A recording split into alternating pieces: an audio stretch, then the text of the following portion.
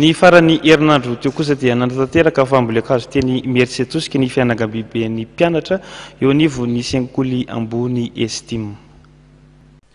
Zanakazo eucalyptus misy arivo no nambolen'ny fikambanan'ny mpianatra ao anivon'ny sekoly ambony Engineering School of Tourism, Informatics, Interpretership and Management na ny Estime eto 67 hektara.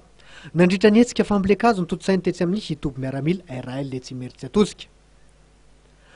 Ny farany herinandro lasa teo no nanaovana zany hetsika zany ka mpianatra manodidina ny 300 eo no nanatanteraka ny fambolekazo.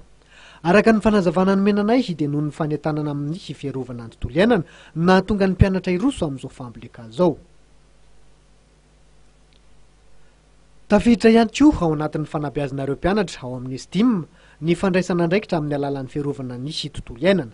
Araka ny fanampanazavana ny menanay, akoatra ny fikolokoloana ireo zanakazo ataon'ny miaramila ao amin'ny RAL Mersetosika, dia iverina eny amin'ny toerana ny solotenan'ireo mpianatra hanao ny fanaraha-maso ny fitombon'ireo zanakazo nambolena. Tao anaty lanona-mpianakaviana no nanatotosana izao fihetsika fambolekazo ny Estime zao.